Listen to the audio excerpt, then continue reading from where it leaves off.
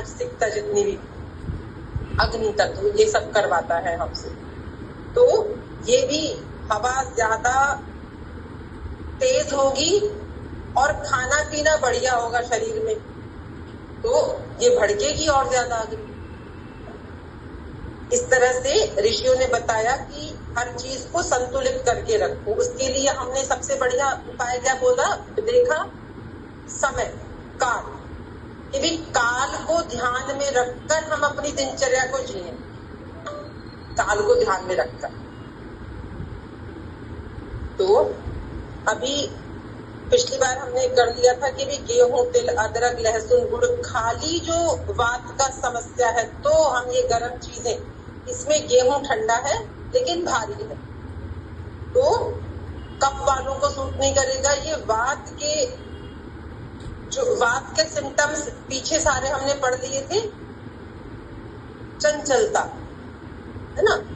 और एक दूसरी बात भी होती है जिसमें पचन अच्छे से नहीं हो रहा होता किसी व्यक्ति का भोजन का, और खान पान भी उनका थोड़ा सा कैसा होता है, जो ये वेस्टर्न कल्चर वाला खान पान है, ऐसा दिनचर्या भी कुछ इस तरह की रहती है।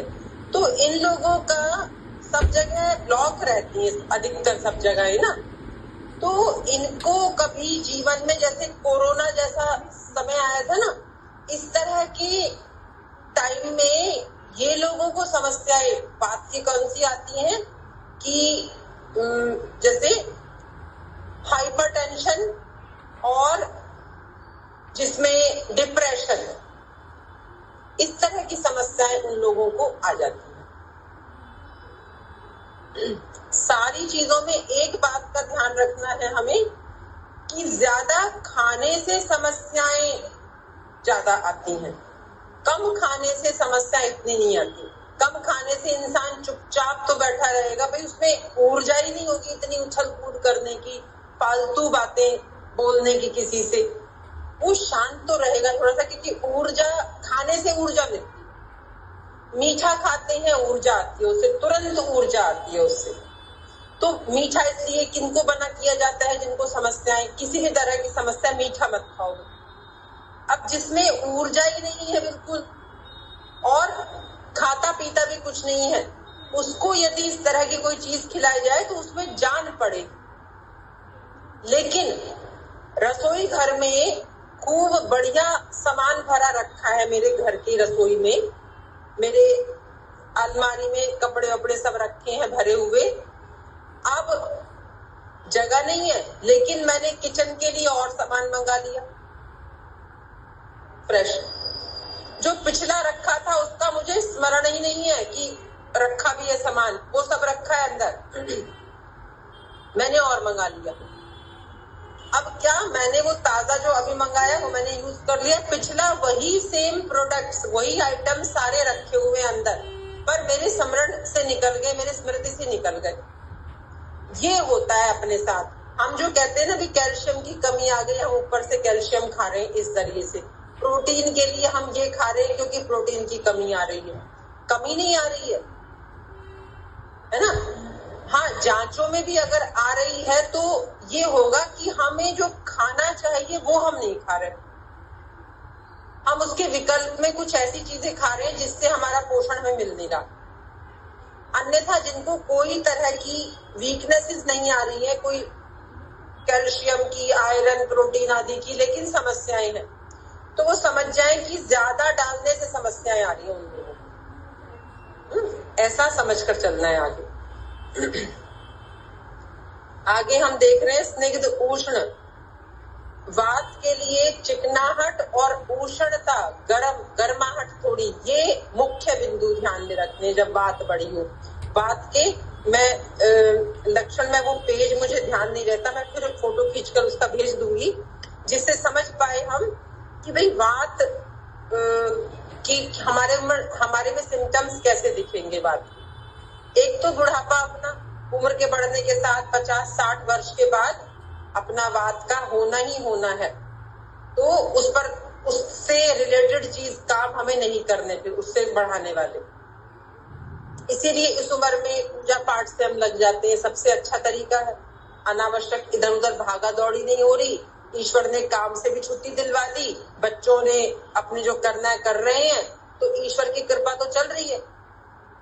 हम जबरदस्ती अगर कुछ चीजों में फालतू में लग रहे हैं, फालतू में दौड़ भाग करने में लग रहे हैं, तो हम बात को बढ़ा रहे हैं। किसको जरूरत है उसकी? जिनको खाने की इच्छाएं बहुत ज्यादा हैं, तो वो भाग दौड़ कर उसको पचाएं और फिर खा लें। रोग व परिस्थिति के अनुसार मानसिक उपचार 10वां बिंदु है। जैसे रोगी को डराना, ये फोटो भी मैंने भेजा हुआ है दोपहर में, फिर से पीछे पहले भेजा हुआ था।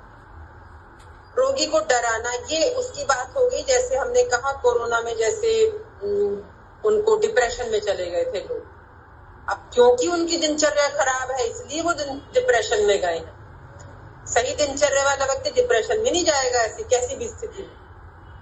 तो उनको एकदम से डराना, चौंकाना, उनको कुछ पिछला भुलवाना, जो उनको परेशान कर रहा है उसको भुलवाना, और कुछ अच्छी चीजों को याद दिलवाना। ऐसे काम उनके साथ जैसे मनोरोगी, मनोचिकित्सक करते हैं जो काम, तो उनसे सीख ले हम क्या करना है। अगर पुस्तकों में से नहीं पढ़ पा रहे हैं, ऋषियों से नहीं हम शिक्षा ले पा रहे हैं, तो उनसे समझ ले क्या करना है, वो हम घर में कार्य करें उन लोगों के साथ जिनको बात डिप्रेशन आदि की चीज समस्याएं आ रही हैं। आगे है स्निग्ध द्रव्यों में वात की शांति के लिए तेल सबसे अधिक श्रेष्ठ है।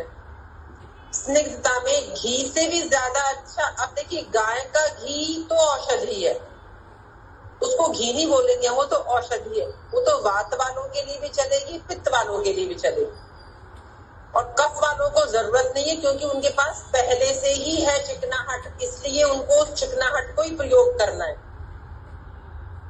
तो बताया इसमें कि तेल सबसे अधिक श्रेष्ठ है। तेल श्रेष्ठ कैसे है?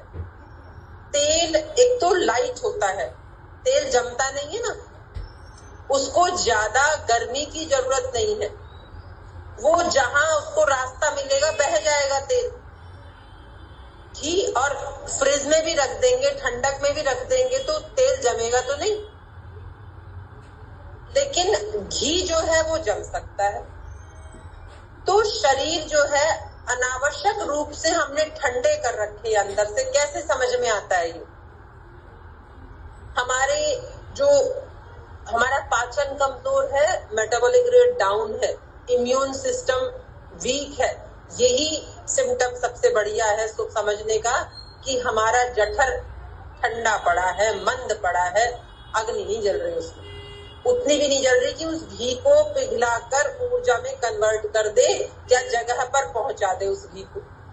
तो इसलिए बताया भी ऐसे लोग तेल का प्रयोग कर लो। और उनके लिए भी जिनका पाचन बड़ा कमजोर है, तेल खाने से भी उनको दिक्कतें आ जाती है, तो क्या करो भाई, चमड़ी पर, है ना। तो अभ्यंग सर्वोत्तम औषधि बताई। अभ्यंग उपवास की तरह से, लंघन की तरह से अभ्यंग भी सर्वश्रेष्ठ औषधि बताई आयुर्वेद में कि भाई स्किन द्वारा भेज दो। बहुत छोटी सी बात है ये कि उन व्यक्तियों का भी मालिश करवाएं जिनको रोग है और जो अनावश्यक दवाइयों पर आ गए हैं, उनकी मालिश करवाएं। और जिनके शरीर भारी हो गए हैं और स्किन जो है, स्किन भी मोटी लेयर बन गई है स्किन पर कि भाई साधारण तेल से काम नहीं चलेगा, तो उनको औषधि युक्त तिक्त तेल, गरम तेल भी बनाए जाते हैं वैद्यों द्वारा। तो उस तेल से मसाज दी जाए ताकि वो तेल चमड़ी से अंदर पहुंचे, चमड़ी को भेदन करके पहुंच पाए। जिनकी चमड़ी पे बाल नहीं रहते ना, बिल्कुल हाथ पैरों पे आप देखेंगे बाल नहीं है बिल्कुल भी, मतलब कफ की अधिकता है ये कफ की अधिकता के कारण बाल नहीं होते। अब कोई समस्या आ रही है तो समझ जाए भी कफ तो है मेरे पास, चिकनाहट तो है, ऐसे सिम्टम समझ जाए कि मेरे पास चिकनाहट तो है। क्या करना है अब उसमें? फिर मुझे समस्या चल रही है तो गर्मी देनी है किसी भी तरह से, मुझे कफ पिघले मेरा, है ना। और किसी को चिकनी चमड़ी भी चिकनी है और साथ में उसको पित्त के रोग भी हैं। तो अब क्या करना है भाई, ऐसे में पित्त को शांत करना है। अब कफ को कम कर, देखिए कैसे चिकित्सा करते वैद्य, वात पित्त कफ तीनों बढ़े हुए हैं, तो सबसे पहले वात पर काम करते हैं चिकित्सक वैद्य। वो कहते हैं भाई लकड़ी सामग्री सब रखी रहने दो, हवा को चेक करो पहले, हवा तेज आ रही है जहां से भी, उस हवा का व्यवस्था करो पहले। लकड़ी सामग्री से समस्या नहीं आ रही, क्योंकि अग्नि नहीं जल रही इसलिए समस्या आ रही है। लकड़ी सामग्री तो सब जल के भस्म हो जाएगी। हवा को रोको जरा आसपास जो बंद कर रही है आग को। या पित्त बढ़ रहा है तो अनावश्यक अग्नि कहाँ से मिल रही है इनको? क्या ये बिना बात स्क्रीन देखते रहते हैं, आंखों से जो ऊर्जा तो कम हो रही है लेकिन अग्नि तत्व बढ़ रहा है उनका, क्योंकि का द्योतक है, अग्नि को रिप्रेजेंट करती है। इनसे दृश्य देखते हैं ना, दृश्य जो है कोई भी